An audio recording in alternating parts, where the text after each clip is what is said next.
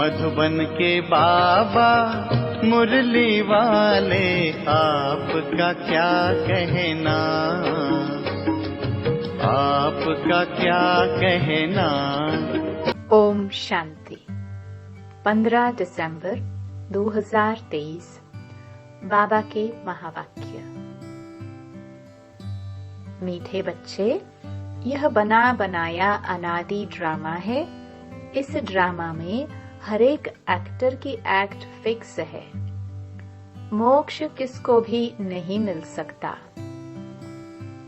प्रश्न: शिव बाबा अशरीरी है, वह शरीर में किस लिए आते हैं, कौन सा काम करते हैं और कौन सा नहीं।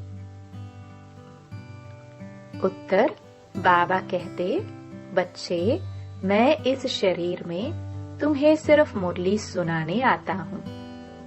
मैं मुरली सुनाने का ही काम करता हूँ। मैं खाने पीने के लिए नहीं आता हूँ। मैं आया हूँ तुम्हें नई राजधानी देने। बाकी स्वाद तो इनकी आत्मा लेती है। गीत छोड़ भी दे आकाश सिंहासन। ओम शांति। गीत बजाए ही वह जाते हैं जिसमें अपना तैलुक है। आकाश में कोई तख्त नहीं है। आकाश इस पोलार को कहा जाता है। बाकी आकाश तत्व में तो तख्त नहीं है। न परमपिता परमात्मा इस आकाश में तख्त पर रहता है। बाप बच्चों को समझाते हैं, हम परमपिता परमात्मा और तुम बच्चे जो आत्माएं हो, दोनों इस सूर्य चांद सितारों से उस पार रहते हैं। उसको मूल वतन कहा जाता है। जैसे यहाँ आकाश में सूर्य चांद सितारे हैं, वैसे हूबहू झाड़ के मुआफिक महातत्व में भी आत्माएं रहती हैं। जैसे सितारे आकाश पर खड़े हैं, कोई चीज पर आधार नहीं है। अहम आत्माएं और परमात्मा बाप, हम सब रहने वाले महातत्व में हैं। स्टार मुआफिक ही हैं। ज्ञान सूर्य, ज्ञान चंद्रमा, ज्ञान सितारे। अब यह तो समझाया है, जब जब भीड़ पड़ती है, दुख होता है, तब आता हूँ। पुराने को नया बनाना है जरूर। पुराने में ही भीड़ होती है। कलयुग में है दुख की भीड़। स्वर्ग में तो सुख ही सुख है। फिर से मुझे आकर सहज ज्ञान और सहज राजयोग सिखलाना होता है। सब बुलाते हैं कि आओ। कृष्ण के लिए नहीं कहते कि सिंहासन छोड़कर जाओ। कृष्ण के लिए सिंहासन अक्षर शोभता नहीं। वह तो प्रिंस था ना। सिंहासन तब कहे जबकि राजगद्दी मिले। हाँ, छोटे बच्चे को बाप गोद में व बाजू में बिठा सकते हैं, तो बाप समझाते हैं, आत्माएं मूल वतन में स्टार मुआफिक हैं। फिर वहां से नंबरवार आती रहती हैं।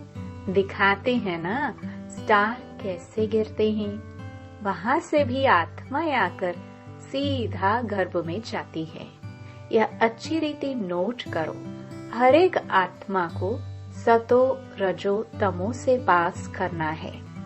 जैसे पहले लक्ष्मी नारायण आएंगे तो उनको सतो रजो अवस्था से पास होते, पुनर्जन्म लेते लेते फिर तमो प्रधान अवस्था को पाना ही है। हर एक का ऐसे है, वापस जा नहीं सकते। इब्राहिम बुद्ध आते हैं, उनको भी सतो रजो तमो से पास करना है। पुनर्जन्म लेना पड़ता है। द्वापर में धर्म स्थापक आते हैं, वहां से पुनर्जन्म शुरू होता है। फिर तमो प्रधान बनना है। अब उनकी सद्गति कौन करे? सद्गति दाता तो एक ही शिव है। कहते हैं सबकी सद्गति करने मुझे आना पड़ता है। मेरे जैसा काम और कोई कर नहीं सकता। मैं देवी देवता धर्म भी स्थापन करता हूँ। तुमको राजयोग सिखा रहा हूँ। गति और सद्गति दाता तो मैं हूँ। जब तुम प्योर बन जाते हो तो फिर मैं तुमको वापस ले जाता हूँ। तुम्हारी भी सद्गति करता हूँ। तुम्हारे साथ जो अनेक धर्म वाले हैं, उन धर्म स्थापकों सहित सबका उद्धार करता हूँ। तुमको ज्ञान से श्रृंगार कर स्वर्ग के मालिक लक्ष्मी अथवा नारायण को वरने लायक बनाता हूँ। फिर तुमको वापस ले जाता हूँ। सबको पहले मुक्ति धाम भेज देता हूँ। सबका सद्गति दाता भी हूँ। दूसरे धर्म स्थापक जो आते हैं वह सद्गति नहीं करते। वह सिर्फ अपना धर्म स्थापन कर उनकी वृद्धि करने लग पड़ेंगे। अपने धर्म में पुनर्जन्म लेते सतो रजो तमो से पास करेंगे। अभी सब तमो प्रधान है। अब इनको पावन सतो प्रधान कौन बनाए? बाप खुद बैठ बच्चों को समझाते हैं। भगवान आकर सबकी सद्गति भी करते हैं। भारत को स्वर्ग भी बनाते हैं। जीवन मुक्ति के लिए राजयोग सिखाते हैं। इसलिए बाप की इतनी महिमा है। गीता है सर्वशास्त्रमयी शिरोमणि। परंतु कृष्ण का नाम लिख देने से भगवान को भूल गए हैं।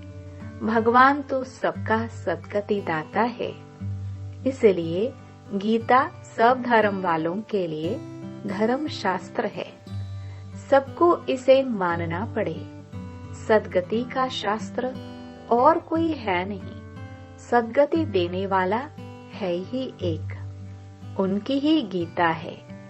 तुम बच्चों को सद्गति का ज्ञान दे रहे हैं। गीता में शिव का नाम होता तो सब धर्म वालों का यह शास्त्र होता। बाप सबको कहते हैं, अपने को आत्मा समझ मेरे साथ योग लगाओ तो विकर्म विनाश होंगे और तुम मेरे धाम आ जाएंगे। सब धर्म वालों की सद्गति करने वाला भी मैं हूँ। बाकी तो आते ही हैं अपना धर्म स्थापन करने। मनुष्य कहते हैं क्या मोक्ष नहीं मिलेगा? बाप कहते हैं नहीं। जो भी सब आत्माएं हैं, सबका पार्ट ड्रामा में फिक्स है। किसकी एक्ट बदल नहीं सकती। हर एक की पूरी एक्ट का अनादि ड्रामा बना हुआ है। ड्रामा अनादि है। उसका आदि मध्य अंत नहीं है। सृष्टि की आदि सतयुग को कहा जाता है और अंत कलयुग को कहा जाता है। बाकी ड्रामा का आदि अंत नहीं है। ड्रामा कब बना यह नहीं कह सकते। यह प्रश्न उठ नहीं सकता।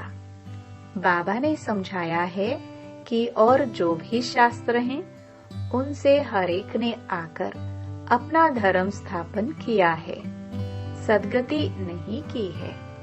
उन्होंने तो धर्म स्थापन किया। उनके पीछे वृद्धि होती गई। कितनी कितनी गुह्य पॉइंट्स हैं। ऐसे निबंध लिखने जैसी हैं। यहाँ गपोड़े की बात नहीं। हार जीत का यह ड्रामा है। सतयुग में परमात्मा को याद करने की दरकार नहीं। परमात्मा को याद करे तो फिर यह बातें भी समझे कि हम ब्राह्मणों को उसने रचा है। तुमको तो सम्मुख बतलाते हैं कि मैं रचता हूँ। यह ब्राह्मणों की नई दुनिया है संगम की। छोटी को तो कोई नहीं जानते। विराट रूप बनाते हैं। उसमें देवता, क्षत्रिय, वैश्य, शूद्र दिखाते हैं। ब्राह्मणों को भूल गए हैं। सतयुग में देवताएं, कलयुग में शूद्र। संगम युगी ब्राह्मणों को जानते नहीं। यह राज बाप आकर समझाते हैं। बाबा कहते हैं पवित्रता बिगर कभी धारणा नहीं हो सकती है। बाबा समझाते हैं, कितने ढेर वेद शास्त्र हैं, परिक्रमा दिलाते हैं। मंदिरों से चित्र निकाल परिक्रमा दिलाए, फिर वापस मंदिर में ले आते हैं। बाबा अनुभवी हैं, शास्त्रों से गाड़ी भरकर परिक्रमा देते हैं। ऐसे ही फिर देवताओं के चित्र भी गाड़ी में रख परिक्रमा दिलाते हैं। यह सब है भक्ति मार्ग। तुम हो शिव शक्तियां, तुम सारे विश्व की सद्गति करते हो, परंतु यह कोई जानते नहीं कि दिलवाड़ा मंदिर हूबहू इन्हों का यादगार है। ऐसा मंदिर कहीं नहीं है। जगदम्बा है, शिव बाबा भी है, शक्तियों का चबूतरा भी बना हुआ है। भक्ति मार्ग में फिर से ऐसे मंदिर बनेंगे, फिर विनाश होगा तो ये सब खत्म हो जाएगा। सतयुग में कोई मंदिर होता नहीं, ये सब भक्ति मार्ग का विस्तार है। ज्ञान में तो चुप रहना है, एक शिव बाबा को याद करना है। शिव बाबा को भूल औरों को याद करेंगे तो अंत में फेल हो जाएंगे। फेल नहीं होना है। मनुष्य मरते हैं तो उनको कहते हैं राम राम कहो, परंतु ऐसे याद आता नहीं है। फिर भी गाया जाता है अंतकाल जो नारायण सिमरे। बात अभी की है, भंबोर को आग तो लगनी है। अंतकाल जो नारायण सिमरे। बरोबर अब तुम समझते हो हम नारायण व लक्ष्मी को वरेंगे, स्वर्ग के लिए तैयार हो रहे हो। बाबा बगैर यह ज्ञान कोई दे नहीं सकते। यह बाबा भी कहते हैं कि अब हमको शिव बाबा ने बताया है। इनको शक्ति सेना व पांडव सेना कहा जाता है।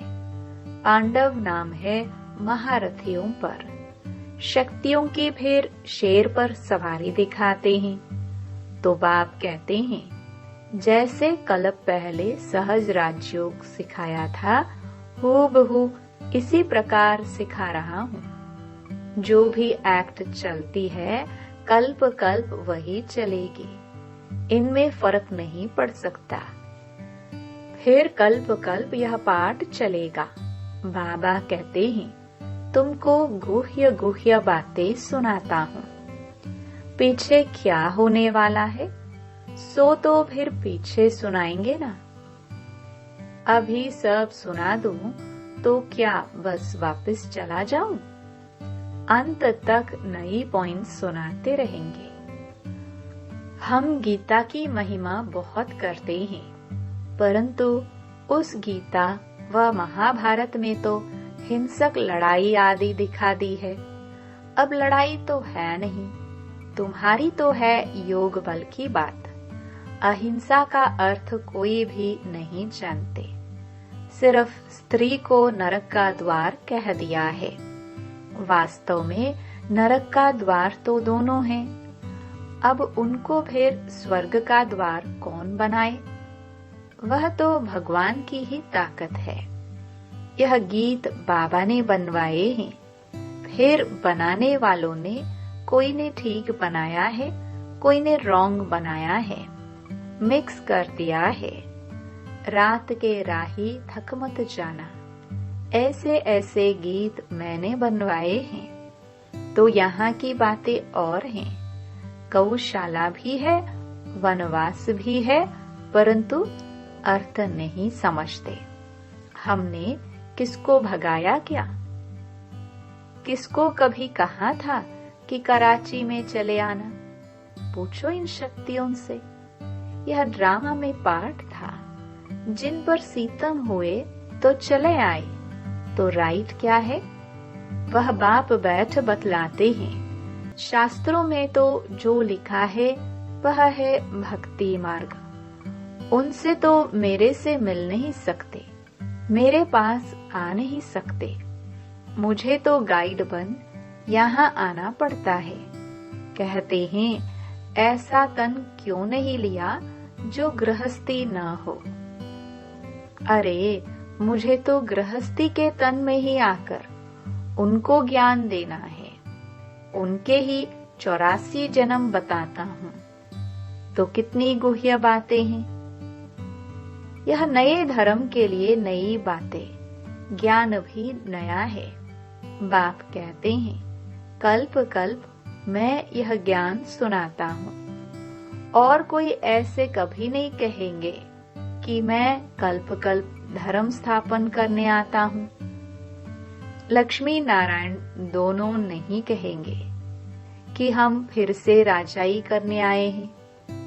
वहाँ यह ज्ञान ही प्रायलोप हो जाता है। शास्त्र तो बाद में अनेक बना दिए हैं। हम ब्राह्मणों के लिए एक ही गीता है। धर्म भी स्थापन करता हूँ और सद्गति भी सबकी करता हूँ। डबल काम हुआ ना।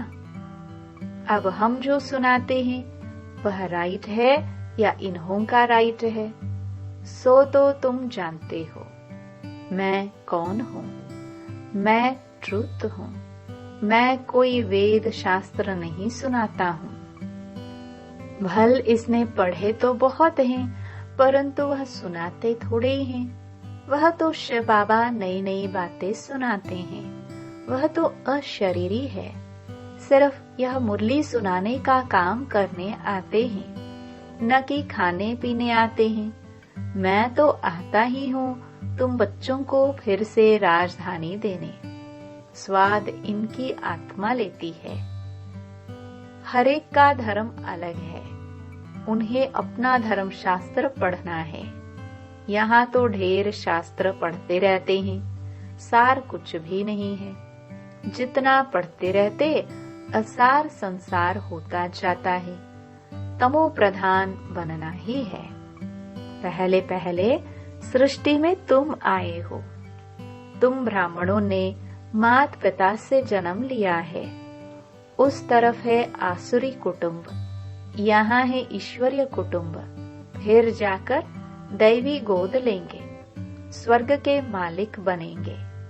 मात पिता की मत पर चलेंगे तो स्वर्ग के सुख घनेरे मिलेंगे। बाकी रुद्र ज्ञान यज्ञ में विघ्न तो जरूर पड़ेंगे। बाप कहते हैं, बच्चे, विकारों पर जीत पाने से ही तुम जगत जीत बन सकते हो। ऐसे थोड़े ही शादी नहीं करेंगे तो कमजोर रह जाएंगे। सन्यासी पवित्र रहेंगे, फिर वह कितने मोटे तंदुरुस्त रहते हैं। यहाँ तो ब्रेन का काम है, मेहनत है। दधीची ऋषि का मिसाल है ना। सन्यासियों को तो बहुत माल मिलता है। बाबा खुद बहुत माल खिलाते थे। यहाँ तो बहुत परहेज रखनी पड़ती है। अच्छा, मीठे मीठे सिखिल दे बच्चों प्रति मात पिता बाप दादा का याद प्यार और गुड मॉर्निंग। रूहानी बाप की रूहानी बच्चों को नमस्ते। धारणा के लिए मुख्य सार।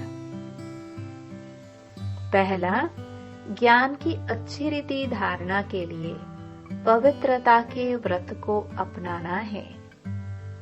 अंत काल है, इसलिए ऐसा अभ्यास करना है जो एक बाप के सिवाय और कोई याद न आए। दूसरा, दधीची ऋषि मिसल सेवा करते विकारों पर विजय प्राप्त कर जगत जीत बनना है। वरदान। समय की रफ्तार प्रमाण सर्व प्राप्तियों से भरपूर रह मायाजीत बनने वाले तीव्र पुरुषार्थी भव। बाप दादा ने जो भी प्राप्तियां कराई हैं, उन सर्व प्राप्तियों को स्वयं में जमा कर भरपूर रहो, कोई भी कमी न रहे। जहाँ भरपूरता में कमी है, वहाँ माया हिलाती है। माया जीत बनने का सहज साधन है सदा प्राप्तियों से भरपूर रहना। कोई एक भी प्राप्ति से वंचित नहीं रहो, सर्व प्राप्ति हो। समय की रफ्तार प्रमाण कोई भी समय कुछ भी हो सकता है, इसलिए तीव्र पुरुषार्थी बन अभी से भरपूर बनो, अब नहीं तो कभी नहीं।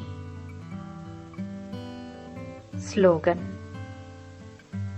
सत्यता और निर्भयता की शक्ति साथ हो तो कोई भी कारण हिला नहीं सकता। ओम शांति। ओम शांति।